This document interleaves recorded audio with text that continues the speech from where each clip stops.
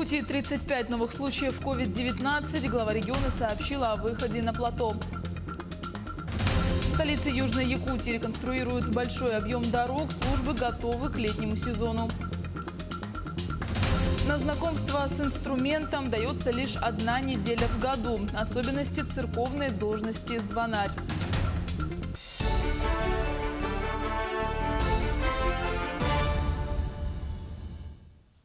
В эфире новости, в студии Юлия Великодная.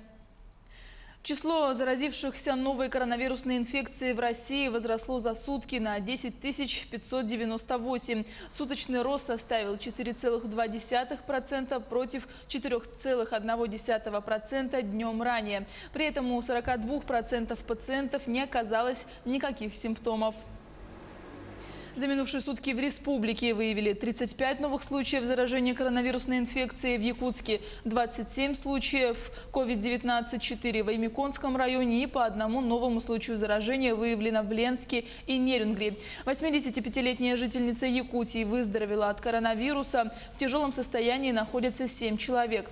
В республике проводят в 3 раза больше анализов, чем в среднем по России на 100 тысяч населения. Это позволяет выявлять случаи заболевания более эффективно, чем в других местах.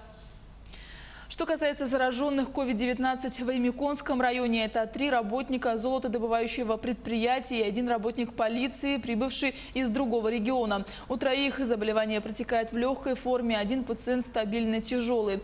Санрейсом его перевезут в Якутск. Все контактные лица установлены и сдают анализы, пробы проверят в лаборатории Якутска.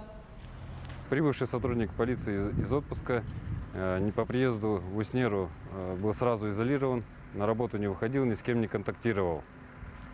Все заболевшие в настоящее время госпитализированы, их контакты выявляются и изолируются, очаг распространения заболевания локализован. По ранее выявленным случаям 2 человека выздоровели, по ним поступили сегодня 3 отрицательные результаты. Сейчас эти люди находятся в постинфекционном обсерваторе районной больницы и в ближайшее время будут выписаны. В Санкт-Петербурге на фасадах зданий появились стрит-арт-барельефы в виде глиняных фигурок врачей. Проект художницы Вандализы в поддержку врачей располагаются на центральных улицах города и призывают жителей оставаться дома в период пандемии коронавируса. Художница признается, что волновалась, создавая этот стрит-арт-проект, но увидев, как тяжело приходится врачам в больницах, решила не молчать.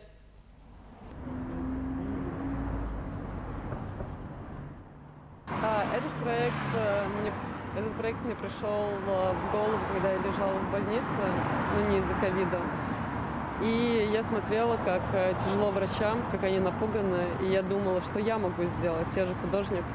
Вот, и я вернулась домой после больницы и придумала проект в защиту врачей.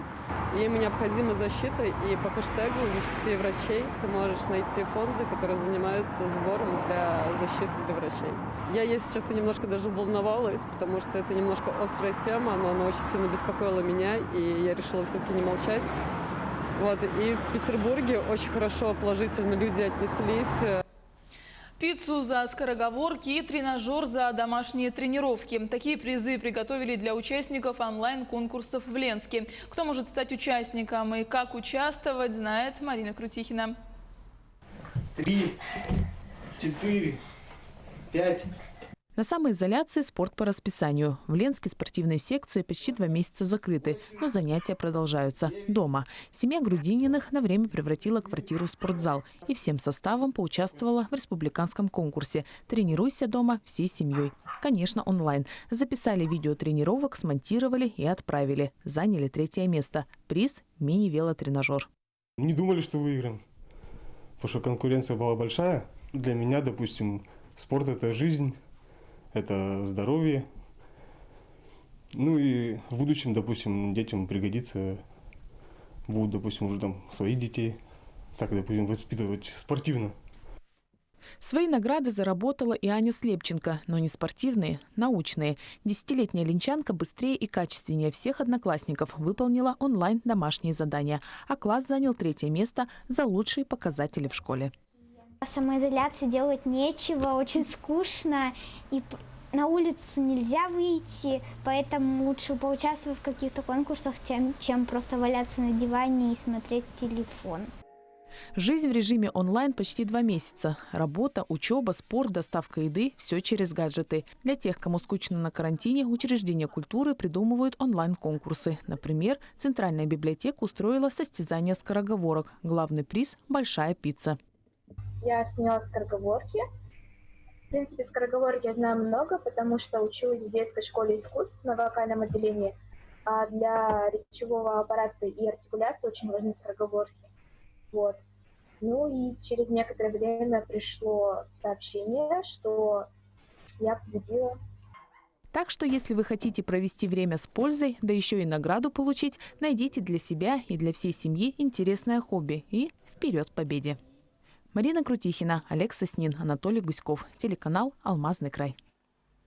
Река Алдан соединится с Леной приблизительно 18-19 мая. Отмечается, что на реке Алдан нижняя кромка наблюдается в районе села Хара-Алдан Татинского района, на Лене нижняя кромка в районе села Маймага Намского района. В районе поселка Сангар Кавяйского района уровень воды составляет 565 сантиметров, при критических 1150. Отмечаются закраины, подвижки льда ожидаются в ближайшие 2 суток. Сейчас, конечно, наше основное внимание Намскому УСУ, пока ледоход на его территории проходит нормально. И мы надеемся, что все-таки в дальнейшем опасных таких заторных явлений до Графского берега у нас не будет на реке Лена. Ну и в дальнейшем уже наши оперативные группы перебрасываются в район Намский район, а также перебрасываются уже дальше, так как мы ожидаем, что в ближайшее время в связи с быстрым достаточно прохождением паводка по Алдану, уже скоро и Алдан будет выходить на Лену, Вилюй будет выходить на Лену, и особое наше внимание как раз Усть-Алданскому району, Кобяйскому району, тем населенным пунктам, которые расположены как раз в тех районах. Вот. В целом, еще раз говорю, ситуация под контролем, серьезных никаких разрушений нет. Те подтопленные дворовые территории, которые были по Якутску, они уже в основном начинают освобождаться от воды. Есть, конечно, определенные нарушения в части работы водопропускных сооружений, дамб, но они после подсчета ущерба, конечно, будут восстанавливаться. В Усть-Алданском Улусе в 10 часов на Лене в населенных пунктах Огородтах, Хоногор, Арытит уровень воды снизился на 35 сантиметров за 2 часа. Отметки ниже критического уровня на реке Алдан-Ледостав. Все пункты временного размещения населения готовы к приему граждан. И проведено отгон скота и лошадей на возвышенные места. На реке Алдан-Ледостав закраины, разводья. Вода поднимается примерно на 50-100 сантиметров за сутки. Член экипажа выпал за борт на реке Лене с ледокола «Капитан Бабичи» в пригороде столицы республики. Спасти 22-летнего матроса не удалось, сообщили в пресс-службе Восточного Сибирского следственного управления на транспорте Следственного комитета России. Проводится проверка. Ледокол Ленского объединенного речного пароходства отправился для ликвидации затора на участок Петровская-Курья. Якутским следственным отделом на транспорте Восточно-Сибирского следственного управления на транспорте Следственного комитета Российской Федерации по факту гибели члена экипажа ледокола «Капитан Бабичев» проводится доследственная проверка. По предварительным данным, 14 мая 2020 года ледокол вышел в рейс для ликвидации ледового затора на реке Лене. В 22 часа 45 минут этого же дня во время выполнения работ на палубе судна 22-летний матрос выпал за борт и погрузился под лед. Спасти мужчину экипажу не удалось. В настоящее время выполняется комплекс проверочных мероприятий, направленных на установление всех обстоятельств произошедшего и виновных лиц. На месте происшествия работает следственная группа. По результатам доследственной проверки будет принято процессуальное решение. Дорожные службы приведены в полную боевую готовность на лето. В столице Южной Якутии запланирован большой объем реконструкции дорог, тротуаров и внутриквартальных проездов, рассказывает Екатерина Павлова. Сегодня дорожные службы приступили к ремонту тротуара по улице Мира в районе торгового центра «Каскад». Конечно, много шума наделала эта информация и те работы, которые уже ведутся в социальных сетях, потому что подняли бордюры и сорвали старый асфальт, который потрескался. По технологии там необходимо менять подложку и ложить новый асфальт. И, соответственно, там по рельефу местности будут предусмотрены мероприятия, ступеней, соответственно, съезды для маломобильных групп населения по безбарьерной среде. На Карла Маркса, одну из центральных улиц города Нерюнгри, приходится основной транспортный поток города. Капремонт не проводился с момента открытия улицы более 40 лет. В рамках развития Нерюнгри как моногорода в 2019 году начался долгожданный капитальный ремонт дороги. А это замена дорожного полотна и бордюрного камня, работы по отводу ливневых вод, капремонт пешеходных тротуаров. Общая стоимость работ более 108 миллионов рублей. Из них 90 миллионов расходов из республиканского бюджета. Мы уже сегодня перекрываем улицу Карла Маркса для того, чтобы начать эти работы. В этом году до 1 сентября эти работы будут завершены. Улица Карла Маркса будет капитально отремонтирована, соответственно, с теми мероприятиями, которые определены проектом, в том числе и ливневые отводы воды. Что касается ежегодного ямочного ремонта дорог в целом по улицам и внутриквартальным проездам города Нерюнгри, эти работы с учетом погодных условий начнутся со следующей недели. Екатерина Павлова, Сергей Козюра, Нерюнгри. В Амгинский улус доставили новую технику, которая позволит повысить производительность труда аграриев, сэкономить расходные материалы, трудовые ресурсы, а также увеличить объем сельхозпродукции. Автобаза пополнилась за счет муниципальной целевой программы развития кормопроизводства. За 3 года ее реализации построено 140 километров изгороди, 6 силосных траншей, восстановлено 1300 гектаров заброшенных пашин, куплено 45 единиц сельскохозяйственной техники.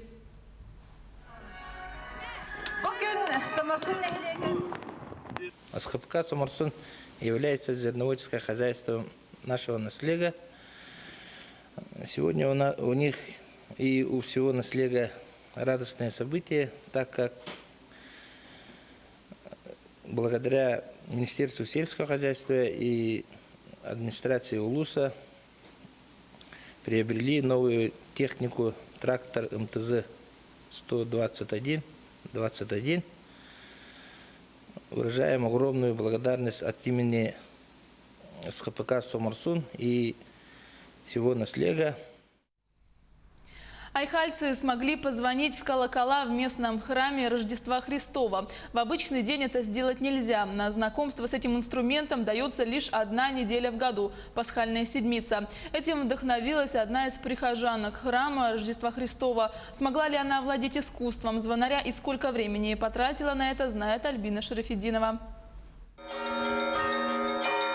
Звонницей она управляет умело, будто всю жизнь этим занималась. Прихожанки Айхальского храма Алене Карацюбе покорились 9 колоколов. Овладеть ремеслом было мечтой девушки, и исполниться ей позволила Пасхальная седмица.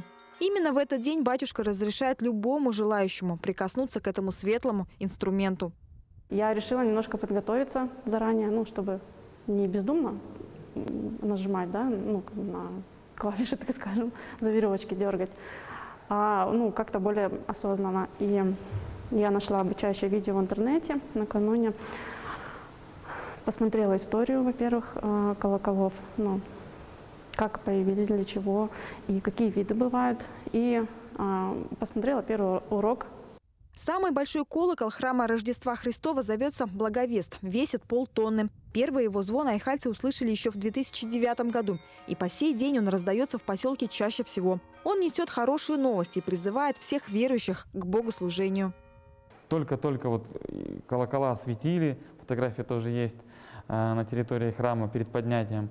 Впервые подвязали эти веревки к языкам, впервые какое-то движение, какой-то звук стали издавать, еще может быть даже не такой, знаете, он